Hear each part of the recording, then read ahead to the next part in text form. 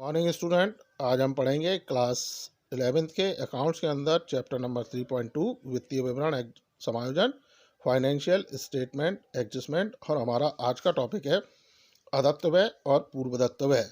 कि अदत्त व्यय क्या होते हैं, पूर्वदत्त व्यय क्या होते हैं, उनकी क्या जनरल प्रविष्टियाँ होती हैं, इनकी क्या रिवर्सिंग एंट्री यानी विपरीत प्रविष्टियाँ होंगी, और इनका लाभानी खाते और व्यापार खाते और चिट्ठे पर क्या प्रभाव पड़ेगा। तो अब स्टार्ट करते हैं पहले अदत्त व्यय के अर्थ से यानी आउटस्टैंडिंग एक्सपेंसेस के मीनिंग से। ऐसे समस्त व्यय जिनकी सेवाएं तो प्राप्त कर ली हैं परंतु उनका भुगतान वित्तीय वर्ष के अंत तक नहीं किया गया है, अदत्त व्यय कहलाते हैं। साधारणतः व्यापार में मजदूरी, किराया, वेतन आदि का भुगतान सेवाएं प्राप्त करने के बाद किया जाता है। अदत्त व्यय चूंकि चालू व्यापारिक वर्ष से संबंधित होते हैं, इसलिए आवश्यक है कि ऐसे व्यय का लेखा इसी वर्ष से संबंधित अंतिम खातों में कर लिया जाए, वरना लाभानी खाता तथा आर्थिक चिट्ठा वास्तविक स्थिति नहीं दर्शाएगा। तो इसमें ये बताया गया कि जो आउटस्टैंडिंग एक्सपेंसेस ऐसे एक्सपेंसेस होते हैं जिनकी हमने सर्विसेज तो ले ली, यानी जिनकी हमने सेवाएं तो प्राप्त कर ली, लेकिन अभी तक अभी मतलब जो फाइनल अकाउंट जब हम तैयार कर रहे हैं या हमारा जो फाइनेंशियल ईयर है उसके समाप्त होने तक उनका भुगतान नहीं किया गया, तो इस तरह के जो एक्सपेंसेस होते हैं वो हमारे आउटस्टैंडिंग एक्सपेंसेस कहलाते हैं। इसमें जो नॉर्मली हम शामिल करते हैं जैसे मजदूरी हुआ, वेजेस, किराया, रेंट हुआ, सैलरी हुआ, तो ये ऐसी सर्विसेज होती हैं जिनका भुगतान सेवाओं के बाद हम करते हैं। जैसे मान लीजिए मजदूरी दी है तो हमने कोई काम करा लिया, काम पूरा होने के बाद हम मजदूरी देते हैं। इसी तरह से वेतन का अगर है तो पहले कोई हमारे यहाँ जो कर्मचारी काम कर रहा है उसने महीना भर काम किया, उसके बाद हम उसको सैलरी देते हैं। किराया, मान लीजिए बिल्डिंग है, बिल्डिंग का किराया हमें देना है तो बिल्डिंग का हमने 1 महीना यूज़ कर लिया, उसके बाद हमें किराया देना होता है। तो इस तरह की जो कुछ ये सेवाएं हैं जिनका हम पहले उपयोग करते हैं, उसके बाद इनके भुगतान किए जाते हैं।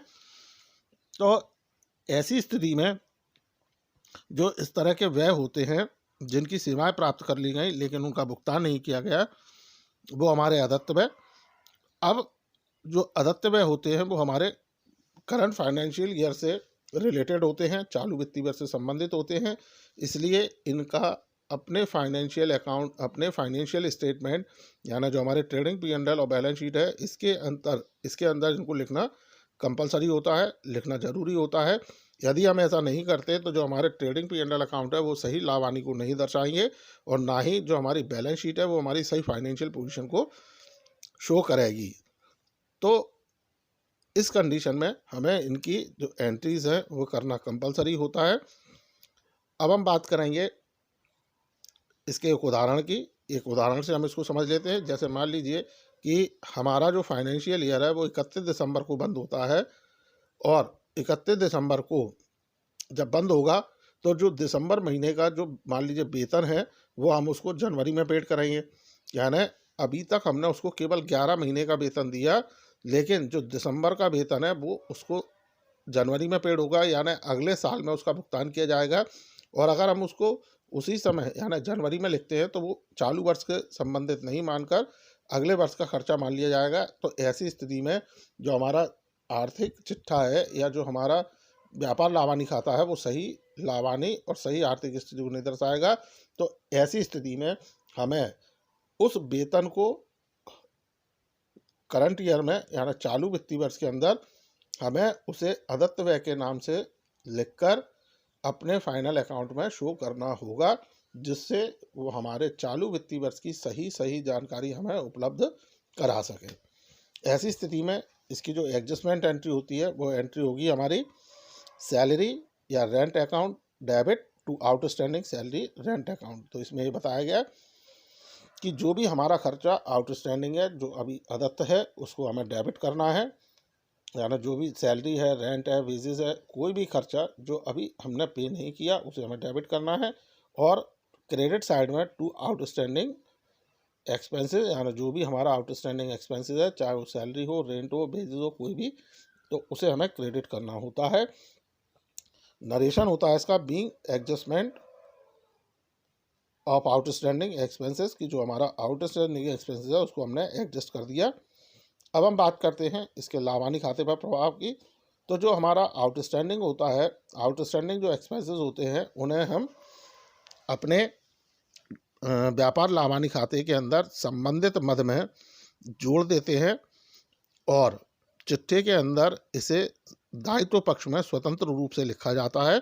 यानी जो आउटस्टैंडिंग एक्सपेंसेस है उनको हम ट्रेडिंग P&L अकाउंट में रिलेटेड आइटम मतलब सैलरी है तो सैलरी में, वेजेस है तो वेजेस में, रेंट है तो रेंट में, तो जो भी इससे रिलेटेड जो भी एक्सपेंसेस हमारा देने से बकाया रह गया तो उस आइटम में इनको ट्रेडिंग P&L के अंदर जोड़ दिया जाता है और इन्हें बैलेंस शीट के लायबिलिटी साइड में हम स्वतंत्र रूप से शो करते हैं।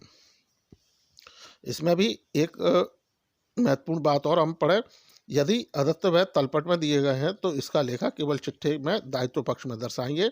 यानी जो आउटस्टैंडिंग एक्सपेंसेस है यदि ये हमें ट्रायल बैलेंस के अंदर शो किया गया है तो इसे हम फिर संबंधित मद में नहीं जोड़ते, इसे सीधे चिट्ठे के दायित्व पक्ष में लिख दिया जाता है। अब हम बात करते हैं जो हमारा अदत्त व्यय है इसकी रिवर्सिंग, इसकी विपरीत प्रविष्टि क्या होती है।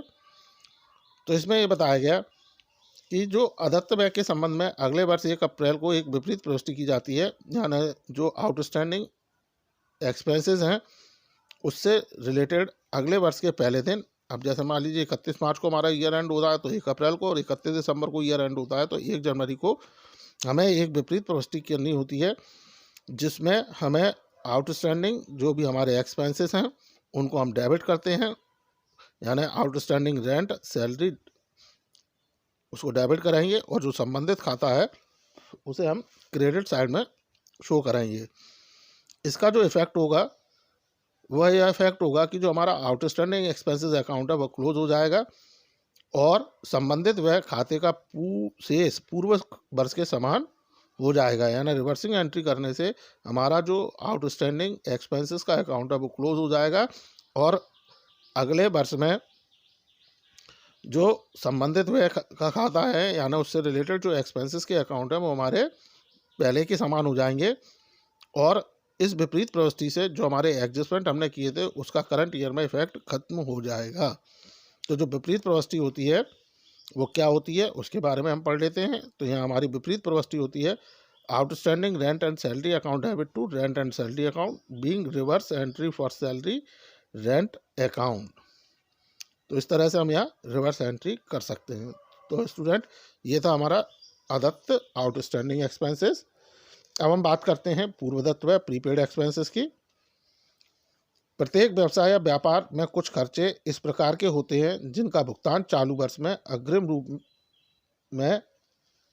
रूप से कई महीनों का या अगले वर्ष के लिए भी किया जाता है। ऐसे व्यवसाय से संबंधित सेवाएं अगले वर्ष के कुछ भाग में भी मिलती रहती हैं। अतः ऐसे समस्त व्यय जिनका भुगतान इस वर्ष में किया गया परंतु उसका लाभ अगले वर्ष भी मिलने वाला है पूर्वदत्त व्यय कहलाते हैं। आमतौर पर बीमा किस्त, विज्ञापन एवं किराए आदि का अग्रिम भुगतान किया जाता है। तो इसमें ये बताया गया कि हमारे व्यापार में बहुत सारे खर्चे होते हैं, उनमें से कुछ खर्चे ऐसे होते हैं जिन्हें हम चालू वर्ष में तो भुगतान कर देते हैं लेकिन उनका लाभ हमें आगामी वर्ष में या नेक्स्ट ईयर में मिलने वाला होता है, या हमने करंट मंथ में उसका पेमेंट कर दिया लेकिन उसका बेनिफिट उसके जो बेनिफिट है वो हमें नेक्स्ट मंथ में, या हमने करंट ईयर में कर दिया तो उसका बेनिफिट हमें नेक्स्ट ईयर में मिलने वाला होता है। तो ऐसी कंडीशन में जो हमने अपने एक्सपेंसेस का एडवांस में पेमेंट कर दिया है, पहले ही पेमेंट कर दिया है और जिसके बेनिफिट हमें अगले वर्ष में मिलने वाले हैं या नेक्स्ट ईयर में हमें उसके बेनिफिट मिलने वाले होते हैं, तो वो हमारे पूर्वदत्त व्यय या प्रीपेड एक्सपेंसेस कहलाते हैं। इनमें नॉर्मली जो हम एक्सपेंसेस शामिल करते हैं वो हमारा इंश्योरेंस प्रीमियम हो सकता है, एडवर्टाइजमेंट के हो सकते हैं, रेंट के हो सकते हैं। तो इस तरह के खर्चे इसमें नॉर्मली शामिल किए जाते हैं। इसको हम एक एग्जांपल के तौर पर समझते हैं कि मान लीजिए हमारी जो इंश्योरेंस की प्रीमियम है वो 1 अक्टूबर को ड्यू है और 1 साल की हमने उसकी इंस्टॉलमेंट पे कर दी। तो ऐसी कंडीशन में उसका बेनिफिट हमें नेक्स्ट ईयर 30 सितंबर तक मिलने वाला है। तो ऐसी कंडीशन में जो हमारे फाइनल अकाउंट है वो 31 मार्च को बंद होते हैं लेकिन हमारा उसका जो बेनिफिट है वो आगे 6 महीने तक हमें उसका बेनिफिट मिलेगा। तो ऐसी कंडीशन में जो 6 महीने का हमारा बीमा प्रीमियम है वो हमारा आउटस्टैंडिंग माना जाएगा। वह 6 महीने का जो प्रीमियम है वो हमारा प्रीपेड माना जाएगा। यहाँ हम एडजस्टमेंट एंट्री करेंगे prepaid insurance account to insurance account, तो ये हमारी एडजस्टमेंट एंट्री होगी। अब हम देखते हैं कि इसका जो हमारे फाइनल अकाउंट है उस पर क्या इफेक्ट आता है। तो इसमें जो फाइनल अकाउंट होते हैं वहाँ जो ट्रेडिंग और प्रॉफिट लॉस अकाउंट होता है, ट्रेडिंग और प्रॉफिट लॉस अकाउंट के अंदर इसे हम रिलेटेड आइटम में से या रिलेटेड एक्सपेंसेस में से माइनस करते हैं और बैलेंस शीट में इसे हम असेट साइड में शो करते हैं। यहाँ भी हमें एक बात ध्यान रखनी है कि अगर प्रीपेड एक्सपेंसेस हमारे ट्रायल बैलेंस में शो किए गए हैं तो उस कंडीशन में ट्रायल बैलेंस जो प्रीपेड एक्सपेंसेस हैं उन्हें हम केवल बैलेंस शीट की असेट साइड में शो करेंगे, इन्हें ट्रेडिंग P&L अकाउंट के अंदर शो नहीं किया जाएगा। अब हम इसकी विपरीत प्रवृत्ति पढ़ते हैं। तो इसकी जो विपरीत प्रवृत्ति होती है वो होती है insurance account debit to prepaid insurance, यानी जो बीमा है उसको हम डेबिट कराएंगे और प्रीपेड बीमे को हम क्रेडिट कर इसकी रिवर्सिंग एंट्री करेंगे, जिससे ये जो हमारा प्रीपेड इंश्योरेंस का अकाउंट है वह क्लोज हो जाए। अब हम बात करते हैं इसी क्रम में अदत्त और पूर्वदत्त व्यय में क्या अंतर है। तो इससे इस टॉपिक को पढ़ने से ये पूरा हमारा टॉपिक यहाँ कंप्लीट हो जाएगा। तो यहाँ हम पढ़ते हैं अदत्त और पूर्वदत्त व्यय में अंतर। पहला, इसे बकाया देय व्यय भी कहते हैं, इसे पहले से दिया गया व्यय भी कहते हैं। यानी जो हमारा आउटस्टैंडिंग एक्सपेंसेस है उसे हम बकाया या देय जो हमारा ड्यूज एक्सपेंसेस के नाम से भी हम जानते हैं, और जो प्रीपेड होता है उसे हम एडवांस पहले से दिया गया या एडवांस एक्सपेंसेस के नाम से भी हम इसको जानते हैं।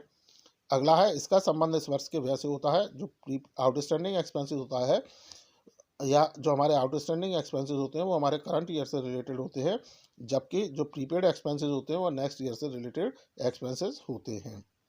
अगला है, समायोजन के समय संबंधित व्यय खाते को डेबिट तथा अदत्त व्यय खाते को क्रेडिट किया जाता है। यानी जब हम इसकी एडजस्टमेंट एंट्री करते हैं तो उस समय जो रिलेटेड एक्सपेंसेस है उसे हम डेबिट करेंगे और आउटस्टैंडिंग एक्सपेंसेस को क्रेडिट किया जाएगा।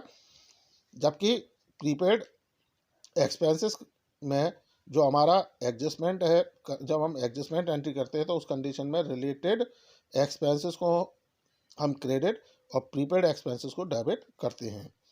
अगला है, इसे लाभानी खाते या व्यापार खाते जहाँ भी वह मद दर्शाया जाता है कि डेबिट पक्ष में संबंधित व्यय में जोड़ा जाता है।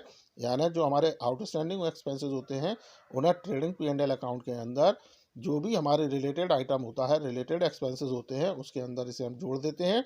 जबकि प्रीपेड एक्सपेंसेस को ट्रेडिंग P&L अकाउंट के अंदर रिलेटेड आइटम में या रिलेटेड एक्सपेंसेस में से माइनस कर दिया जाता है, घटा दिया जाता है। अगला है, अदत्त व्यय को चिट्ठे में दायित्व पक्ष की ओर स्वतंत्र रूप से लिखते हैं। यानी जो आउटस्टैंडिंग एक्सपेंसेस होते हैं इन्हें हम बैलेंस शीट की लायबिलिटी साइड में इंडिविजुअल फॉर्म में शो करते हैं, जबकि प्रीपेड एक्सपेंसेस को बैलेंस शीट के अंदर एसेट साइड में इंडिविजुअल फॉर्म में शो किया जाता है। सो स्टूडेंट, ये था हमारा अदत्त व्यय क्या होते हैं, उनकी क्या प्रविष्टियाँ होती हैं, उनके क्या लाभानी खाते पर प्रभाव पड़ते हैं, उनकी विपरीत प्रविष्टि क्या है।